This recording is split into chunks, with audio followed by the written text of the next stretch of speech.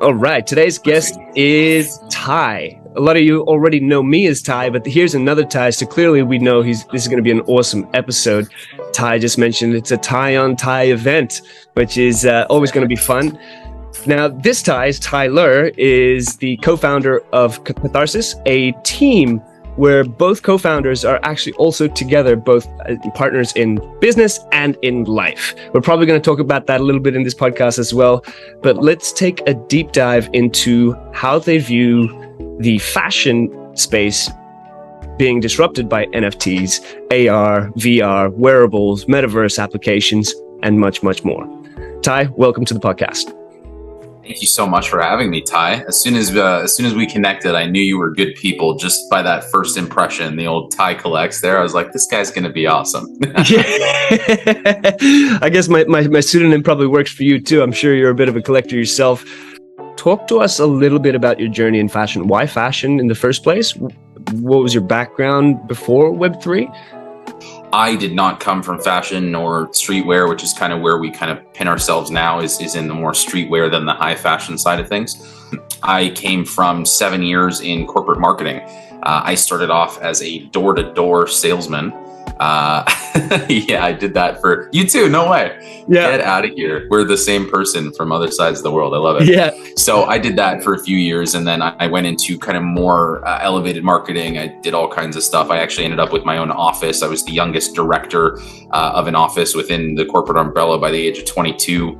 Everyone on my team was kind of, I don't want to say the word toxic, but it became a bit of a toxic environment. It just basically kind of turned me off a little bit. And I felt a little bit like I needed something a little more fulfilling. I spread my wings. I left from that and I took what I had learned, my experience, and I tried to move into entrepreneurship.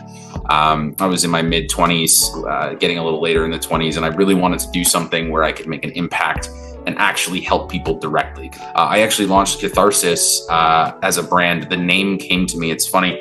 I've had a tattoo on my wrist since I was 17 years old.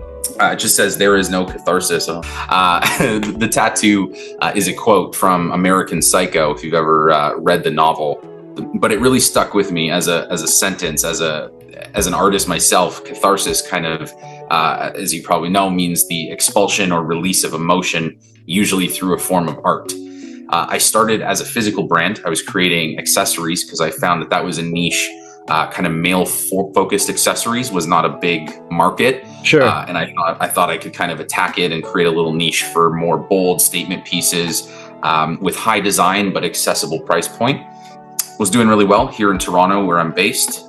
We were in retail locations, online, and then COVID struck. It kind of totally shot us off track. We'd done all the retail was gone. We could no longer compete on our ad spend. So it focused me to, take a step back, kind of recenter.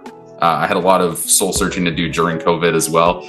But yeah, so it finally, after a while, I stumbled across crypto and NFTs. And as I learned more and more about it, I realized it was going to be the future of every industry, and everything on earth is going to incorporate it in one way or another. So yeah, for it sure. got me fired up, and here we are.